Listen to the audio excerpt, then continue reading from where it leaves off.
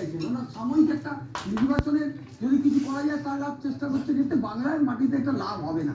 আমি যতদূর বাংলার মানুষকে চিনি, যে বাংলার লোকেরা যতটা কালচারালি ডেভেলপ, এই ধরনের রাজনীতি কিন্তু অ্যাকসেপ্টেড করবে না, এবং এটাতে বিজেপি একদম যা হবে আগামী দিন আপনারা দেখতে পাবেন। বিমলদার কাছে যাবো। বিমলদা, অগ্নিমিত্রা পালের এই মন্তব্য ঘিরে কিভাবে উত্তপ্ত হয়েছে বিধানসভা আমরা দেখেছি, কিন্তু প্রশ্ন হলো আপনার এই ব্যাপারটাকে এতটা সরলীকরণ কিভাবে করে দিচ্ছেন? আপনার কি করে মনে হলো সরলীকরণ করতে? শুনুন, এই তৃণমূল কংগ্রেসে একটা কবিতা করে দিন শুরু করো, আমি তোমার গাধা তোমার হৃদয়ে অন্তঃস্থলে নাকি ছবি দিয়ে বাঁধা, এরা সবকটা টুকি দিয়ে বাঁধা এবং সেরকম ঘুরছে। আমরা কথাটা বাংলাটা বলি না।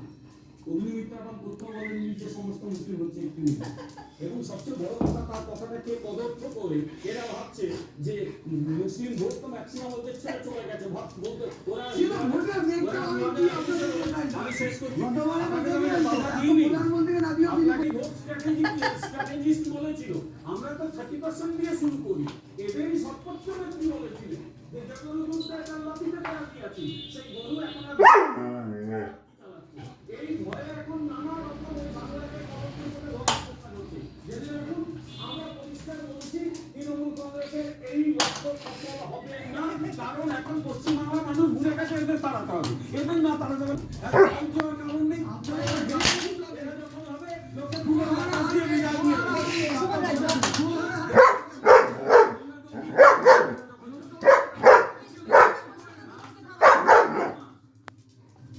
না, অত্যন্ত কুরুচিপূর্ণ মন্তব্য।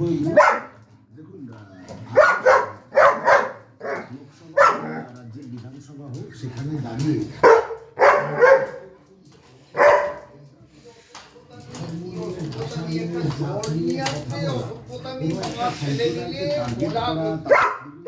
অসাংবিধানিক শুধু নয়,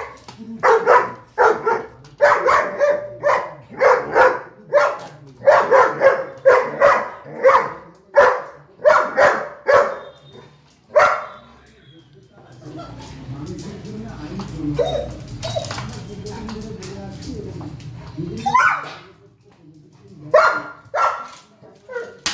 চেষ্টা করছে, এবং বাংলার মানুষ অবশ্যই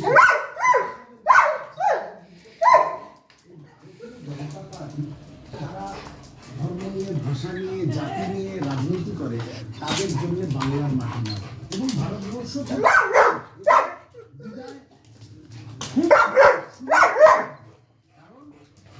কতদিন আপনি পারবেন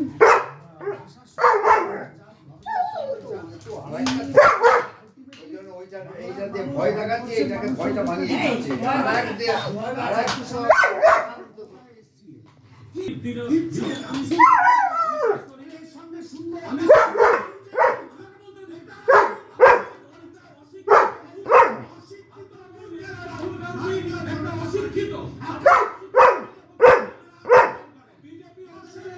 বিধানসভার অধ্যক্ষ কোনো মন্তব্য করতে চান? দেখুন,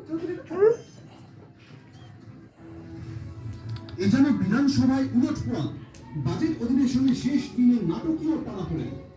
এতদিন যে সরকারের বিরোধীদের মধ্যে একই সুর শোনা গেল তৃণমূলের বর্ষিয়ান বিধায়ক প্রদর্শনীতে বিধানসভার অধিবেশনে বক্তব্য রাখার সময় তারা বাক্যক্রম সুমনদেব চট্টোপাধ্যায় দুটো